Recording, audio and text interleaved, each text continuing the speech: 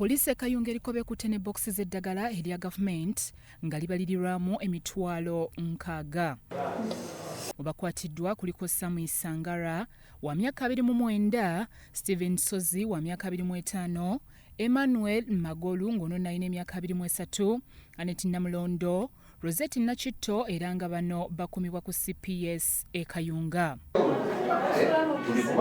Sam Isangara alumiriza nti Rosette Nakitto yabadde amulagiriranga ebisumuluzo bya sitoowa webiri olwo ye n'asobola okuggulawo nabba eddagala era agamba nti ekyokubba eddagala yakakikola emirundi 2 gyokka. Sitanda Mulondo yandagirira wawe kiri amala okundagirira ne tugenda n'engenda n'ensukulawo we najjayo ne tufune boxi 4 we twafune boxi 4 nentereka mu kioski. Then mu kioski dokita we yajja kumacha dispenser n'agezaako kumugamba nti eddagala literiwe. Namubuza boxi mekati boxi 4. Then dokita wato nanoonya wanoonya ne tugenda ku poliisi. Nangamba Samumbulira amazima nja kusonyiwa. Ne mubulira amazima ne mulagira n'eddagala weri. Dispensing era dokita yatuukawo nga dispensing simenye kufulu kweri ngeri kiriya bulungi nnyo ngeri locked. Kati simanyi omwami oyo yayisa ddagala yamanyi ne badakulagana oba kulagana ba dispenser oba alina kisumuluzo oba alina ki. Omwami oyo nyini yamanyi Isangara Sam. Kati wiki 3 kati ziweze 3 mwendo yangu yajja nalindi awo najja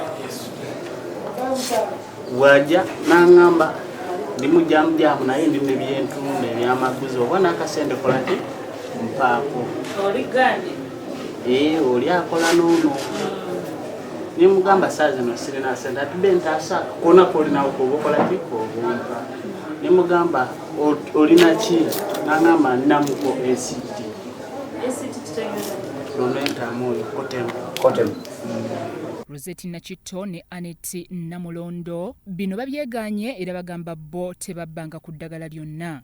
Nze ndi musawo technical person era wenkola wembadde nkola nga eddagala nga ndina obusobozi obwegirayo eddagala nenditwala kati nga lwaki ndigula ku musirikale nabba anguze eddagala nze wenkola ndi accessible okwegirayo eddagala lwaki ngenda ku musirikale anguze eddagala omwami oyo azze ngabba kitegeera nze sirina musango kuyambibwa mu bandeke